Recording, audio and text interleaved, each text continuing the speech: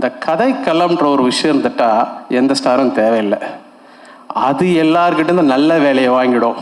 பெரிய music directors, பெரிய ஆர்டிஸ்ட்லாம் சேர்ந்து ஒரு மொக்க கதையில் பண்ணோன்னா எல்லாம் காணாமல் போயிடும். ஒரு 64 நியூ சிங்கர்ஸை நான் இன்ட்ரடியூஸ் பண்ணியிருக்கேன். 65வது சிங்கர் தான் காயத்ரி. ஒரு கதையும் நல்ல இசையும் நல்ல வரிகளும் சேரும்போது அவர்களுக்கு ஒரு பயங்கரமான ஒரு கார்பட்டை விரிக்குது. விஜய் நான் குருன்னு சொன்னாங்க, தப்பாக சொல்லிட்டீங்க. எனக்கு தான் விஜய் குரு. எனக்கு பிடித்த நடிகை ராதியா மேடம் தான். அதுக்கடுத்து நீங்கள் என்னன்றதில் நான் சொல்லிக்கிறதுல போகிறேன்.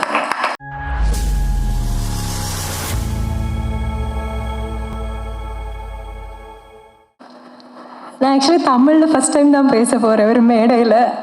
ஸோ எனக்கு ஃபர்ஸ்ட் ஆஃப் ஆல் ஹாரிஸ் சாருக்கு ரொம்ப நன்றி சொல்லணும். Thank you so much sir. I'm very big fan of yours from childhood. And again Vijay சாரோட ஒரு மூவிலேயே ஒரு சாங் தமிழில் இவ்வளோ சோலோ சாங் இருக்கும், இம்பார்ட்டண்ட்டான ஒரு சாங் கிடைச்சதுக்கு. And I saw your visual, it was beautiful and so happy to give voice to you. And எல்லாருக்கும் அர்ஜுன் சேட்டன் அண்ட் மன் சேட்டன் எல்லாருக்கும் ரொம்ப ரொம்ப நன்றி. Thank you so much. தேங்க்யூ. எல்லாருக்கும் வணக்கம். வந்திருக்கும் அனைவருக்கும் நன்றி.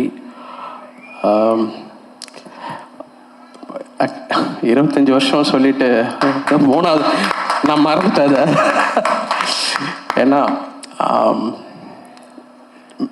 1999 தான் நீங்கள் அதை பற்றி கேட்டதுனால நினைவு கூறுகிறேன்.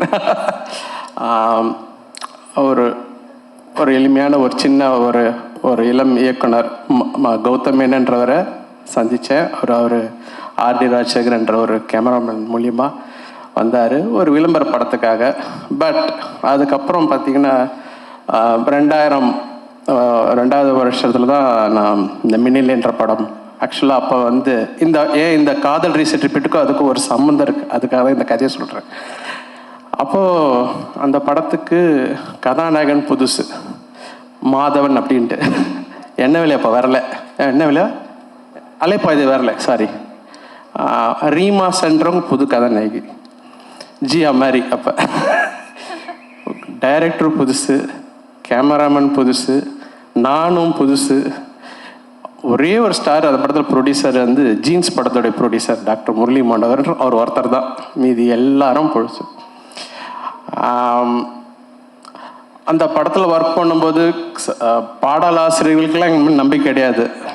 உங்களுக்கு தெரியல, அவெல்லாம் பெரிய ஸ்டார்ஸ். அப்போல்லாம் போகும்போது அப்போ தான் ஒரு 3 பாடல் 4 பாடத்துக்கு அப்புறம் தாமரைன்ற ஒரு புதியவரை சேர்த்துக்கிட்டோம். எல்லாம் புதுசு மதிக்கும் சொல்லிட்டு அந்த படம் நடந்துருச்சு, முடிஞ்சிருச்சு, ரிலீஸும் ஆகிடுச்சு. இப்போ அந்த படம் ரீரிலீஸ் கூட இப்போ பண்ணாங்க. ஸோ எதுக்கு சொல்ல வரேன்னா, பட்டு இந்த கதைக்களம்ன்ற ஒரு விஷயம் இருந்துட்டா எந்த ஸ்டாரும் தேவையில்லை. அது எல்லார்கிட்டேருந்து நல்ல வேலையை வாங்கிடும். அது எல்லாரும் பெரிய டெக்னீஷியன் ஆக்கிடும். சாதாரண ஆட்களை பெரிய நடிகராக காட்டும். பெரிய மியூசிக் டைரக்டர்ஸ், பெரிய ஆர்டிஸ்ட்லாம் சேர்ந்து ஒரு மொக்க கதையில் பண்ணோன்னா எல்லாம் காணாமல் போயிடும். ஸோ அந்த ஒரு கதைன்ற ஒரு விஷயம், கதைன்னு கூட கிடையாது, ஒரு அமைப்பு. அது ஒரு அமைப்பு. அது ஒரு படத்துக்கும் அந்த அமைப்பு மாறுது. நான் பார்க்குறேன் ஒரு படத்துக்கும் அந்த அமைப்பு. எல்லாம் பிரம்மாண்டமாக இருப்பாங்க, எல்லாம் பெரிய ஆட்களாக இருப்பாங்க. ஆனால் அந்த அமைப்பு ஏதோ ஒன்று உக்காராது. ஸோ அதை நான் அடிக்கடி பார்ப்பேன், என்ன அதை ட்ரைவ் பண்ணுது அப்படின்னு பார்க்கும்போது தைரியம், ஒரு கான்ஃபிடென்ஸ். பாலா சார்லாம் இருக்கிறாரு, அவர் அந்த கான்ஃபிடென்ஸ், இது ஜெயிக்கொண்டா அப்படின்னு சொல்லிட்டு நம்ம ஒன்று நினச்சி ஒன்று பண்ணி ஆரம்பிக்கிறோம்ல, அது எல்லாருக்கிட்டையும் சேர்ந்து ஆடியன்ஸும் கரெக்டாக ஃபர்ஸ்ட் டே உட்காந்துருவாங்க. அவங்க எப்படி தான் அவங்களுக்கு தெரியும்னே தெரியாது, அப்படி நிற்பாங்க. பாசிட்டிவிட்டின்னு சொல்லுவோம் ஆங்கிலத்தில். அந்த பாசிட்டிவிட்டின்றது நான் நினைக்கிறேன் மனசில் வச்சு முழுசாக நம்பி நம்ம வேலை செய்யும்போது அது 4 அறையில் இருப்போம், அந்த செவத்துக்குள்ளே இருப்போம், யாருமே இருக்க மாட்டாங்க, ஒரு பப்ளிசிட்டி கொடுக்க மாட்டோம், ஒரு ப்ரொமோஷன் போக மாட்டோம். ஆனால் டொம்புன்னு வருவாங்க எல்லாரும். இப்போ இந்த என் ஷோஸ்லாம் கூட அப்படி தான் நான் பார்த்தேன். ஸோ அது மனப்பூர்வமாக செய்யும்போது, இப்போது இந்த படத்துக்கு நான் வரேன். அந்த மினிலேருந்து ஒரு ஆரம்பித்து அந்த படத்துலேயே பாடகர்களும் புதிய பாடல்களை க்ரியேட் பண்ணோம். ஒரு 64 நியூ சிங்கர்ஸை நான் இன்ட்ரடியூஸ் பண்ணியிருக்கேன். 65வது சிங்கர் தான் காயத்ரி இன்றைக்கி பாடினாங்களே. ஸோ 64 சிங்கர்ஸும் பெரிய சிங்கர்ஸாக இருக்குது, ரொம்ப சந்தோஷம். 12 புது கதாநாயகர்களை நான் அறிமுகப்படுத்தல. ஸோ எனக்கு ரொம்ப பெருமையாக இருக்குது. நம்ம பிள்ளைகள் நல்லா அவர்களெல்லாம் பாடல்களால் ஒரு நல்ல அளவுக்கு ரீச் ஆகி தமிழ் படம் மட்டும் இல்லாமல் தெலுங்கில் கூட பாப்புலர் ஆகிறதுக்கு இசை அவங்களுக்கு உதவி செய்திருக்கு. ஸோ ஒரு நல்ல ஒரு விஷயத்துக்கு ஒரு கதாநாயகி எஸ்பெஷலி ஒரு கதையும் நல்ல இசையும் நல்ல வரிகளும் சேரும்போது அவர்களுக்கு வந்து ஒரு பயங்கரமான ஒரு கார்பட்டை விரிக்குது. சரி, இந்த படத்தில் காதல் ரிப்பீட்டல் படத்தில் நான் ரொம்ப நன்றி கூட சொல்ல விரும்புகிறேன். முதல்ல விஜய்க்கு ஃபார் பிலீவிங் இன் மீ, என் மேலே நம்பிக்கை வச்சு இவ்வளோ பெரிய ஒரு ரொம்ப பெரிய இசையில் ஒரு நம்பிக்கை. எனக்கு தெரியும், அந்த படம் பார்க்கும்போது தெரியுது அவர் இசையை மனசில் வச்சு தான் கதையை எழுதியிருக்கிறாரு. அதற்கு ஏற்ற மாதிரி மதன் கார்கி அவ்வளோ கடின உழைப்பப்பட்டிருக்காரு. ஒரு பாடலுக்கும் பல மாதங்கள்லாம் எடுத்திருக்கிறோம், ஒரு வரிக்கும். So thank you Madhan. அப்புறம் ஃபாதர் வைரமுத்து சார் அருமையான ஒரு பாடலை கொடுத்துருக்கிறாரு. அப்புறம் இந்த மதன் வந்து முறைச்சான் தான் நாங்கள் ஒரு சாங் பண்ணோம். Thanks to Antony. எனக்கு முன்னாடி தலைவா எனக்கு அந்த விஷுவலோட வேறு கொஞ்சம் ஃபாஸ்ட்டாக வேணும்னு தான் எம்மா கஜினின்னு ஆர்கஸ் அவர் ஆர்கஸ் எங்கே இருக்காரு? வந்துருக்காரா? கை தூக்குறாரு அவர். நீங்கள் தான் அவர் தான் ஆர்கஸ், அவர் தான் அந்த பாடலை எழுதியிருக்கிறாரு. தேங்க்யூ ஆர்கஸ். அண்ட் அசல் கோளாறு, காயத்ரி, அப்புறம் நம்ம இயக்குனர் பாடியிருக்காரு அவர் ஒரு வினீத் அருமையான ஒரு டைரக்டர், மலையாளம் இண்டஸ்ட்ரியில் பிரமாதான டைரக்டர். அவர் இந்த படத்தில் ஒரு பாடகரை அறிமுகப்படுத்தியிருக்கிறோம். அண்ட் ஸ்ரீராம் முதல் தடவை எனக்கு பாடியிருக்கிறார். இந்த படம் நல்ல படத்தை எதிர்பார்க்குற நல்ல பொழுதுபோக்கு, தரமான பொழுதுபோக்கு எதிர்பார்க்குற ரசிகருக்கு கண்டிப்பாக இந்த படம் ஒரு நல்ல ஒரு சிறந்த ஒரு பொழுதுபோக்கு சித்திரமாக இருக்கும். அதிலும் தாண்டி நாங்கள் மனப்பூர்வமாக வேலை செய்கிறதுக்கு ஒரு அருமையான ஒரு தளத்தை ஏற்படுத்தியிருக்கிற விஜய்க்கு அண்ட் ப்ரொடியூசருக்கு ரொம்ப நன்றி. And Aravind Krishna, beautiful cinematography. அவர் முன்னாடியே சொல்லிட்டாரு, சினிமா ஆர்ட் பெயிண்டிங் மாதிரி இருக்குது. பெயிண்ட் நிறைய கேட்டுட்டோம், இது வேணால் கோலம்னு புதுசாக தான் சொல்லலாம். கோலம் வரைஞ்ச மாதிரி தான் இருக்குது எல்லா விஷுவல்ஸும்.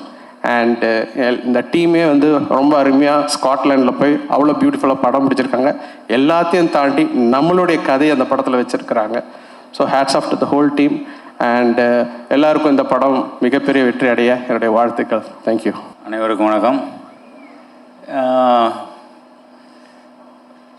விஜய் வந்து நான் குருன்னு சொன்னாங்க, தப்பாக சொல்லிட்டீங்க. எனக்கு தான் விஜய் குரு. ஏன்னா எல்லா விதத்துலேயும், அதாவது தொழிலில் மட்டும் வேணால் ஜூனியராக வேணா இருக்கலாமே தவிர, எப்படி ஒரு மனுஷன் ஒரு இயக்குனர் இல்லை யார் எந்த டெக்னீஷியனாக இருந்தாலும் எவ்வளோ கடுமையாக உழைக்கணும் அப்படின்னு எனக்கு கற்றுக் கொடுத்த குரு ஏஎல் விஜய் தான். ஒரே வார்த்தையில் சொல்லணும்னா அவன் எனக்கு தாயுமானவன்.